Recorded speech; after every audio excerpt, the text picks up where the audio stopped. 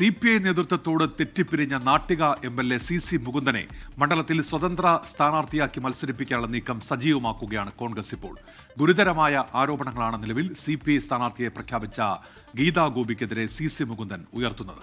CC മുകുന്ദനെതിരെ സംഘടനാ നടപടി ഇപ്പോൾ വേണ്ട എന്ന നിലപാടിലാണ് CPI നേതൃത്വം. വിശദാംശങ്ങളുമായി ശ്രീജിത്ത് ശ്രീകുമാരനാണ് തൃശ്ശൂരിൽ നിന്ന് ചേരുന്നത്.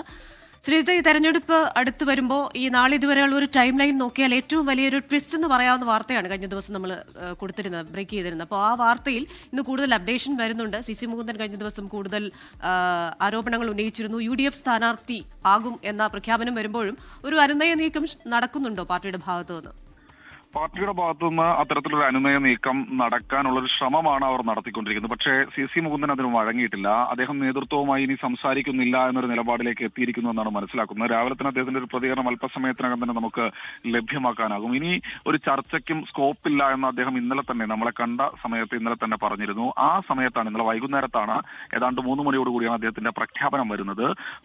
കൃത്യം UDF സ്വതന്ത്ര സ്ഥാനാർത്ഥിയായി താൻ മത്സരിക്കുകയാണ് മണ്ഡലത്തിൽ എന്ന പ്രഖ്യാപനമാണ് വരുന്നത്. അതിന് തൊട്ടു പിന്നാലെ KPCC സെക്രട്ടറി ജോസ് വള്ളൂർ അദ്ദേഹത്തെ സന്ദർശിക്കുകയും ചെയ്തു.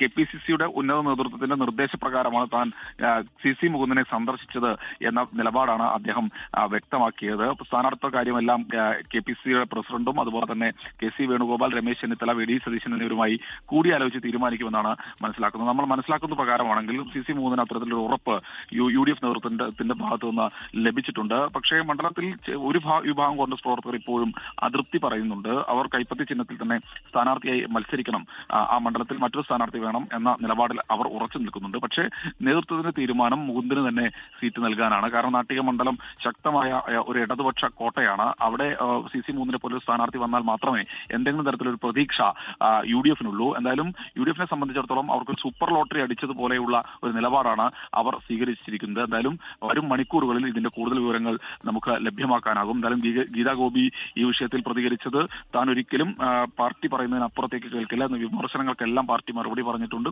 മുകുന്ദനെ കാണും, അനുനയിപ്പിക്കുമെന്നാണ് പറഞ്ഞത്. പക്ഷേ അതിനൊരു നീക്കമൊന്നും ഇതുവരെ മുകുന്ദന്റെ ഭാഗത്തുനിന്ന് അത് സ്വീകരിക്കാൻ ഇതുവരെ തയ്യാറായിട്ടില്ല എന്നതാണ് ഏറ്റവും കൗതുകരമായ കാര്യം.